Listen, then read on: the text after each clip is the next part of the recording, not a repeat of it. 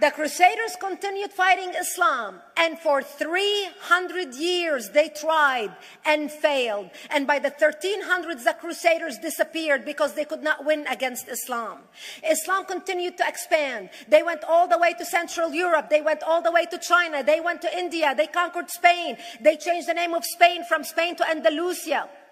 And they started, as they advanced, as they conquered more nations, more people paid the jizya or the protection tax. And this is how the Islamic Empire grew. It went all the way until they was stopped at the gates of Vienna on 9/11. 9/11 is not a date that Osama bin Laden just picked out of a hat. 9/11 is a symbolic date in the Islamic calendar. Between the 1600s, Islam had covered more of the earth's surface than the Roman Empire did at its peak. Between the 1600s and the 1800s, the Europeans were experiencing the European Industrial Revolution, where the Europeans were able to invent products on factory lines, where they are able to make money and sell products, which gave them the money to build a strong army in order to fight the Muslims. And that's how they were able to stop them at the gates of Vienna on 9/11.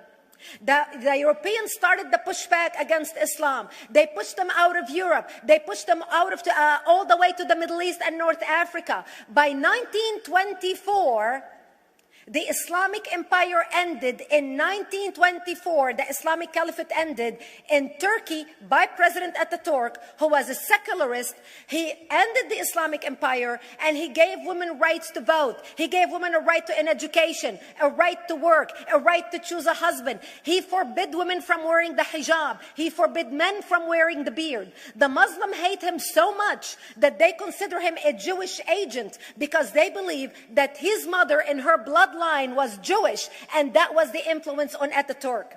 By the time the Islamic Empire or the Islamic Caliphate or the Islamic State ended in 1924, the Islamic Caliphate had existed for 1400 years, and it ended less than 100 years ago.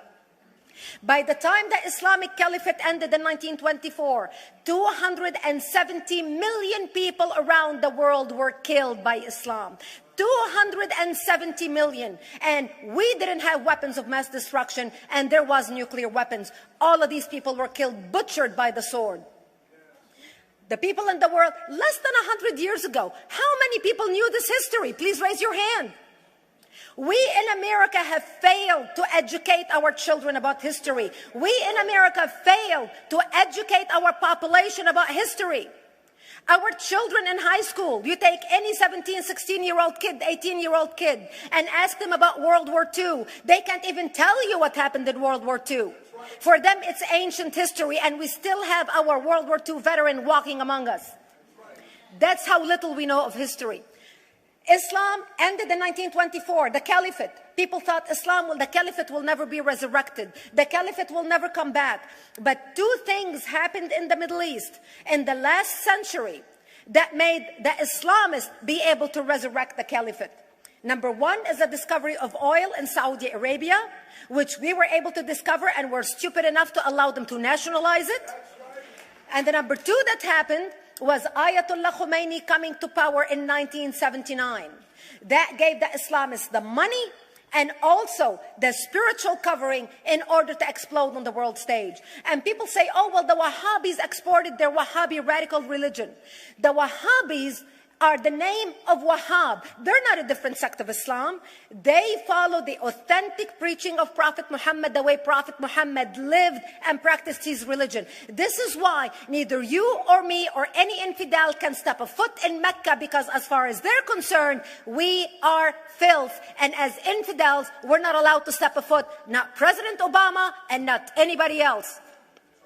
As a matter of fact, Al-Qaeda used to use Saudi Arabia and its success as an excuse to recruit members, as the example to show them how Allah has blessed Saudi Arabia because of the way they adhere to the tenets of Islam.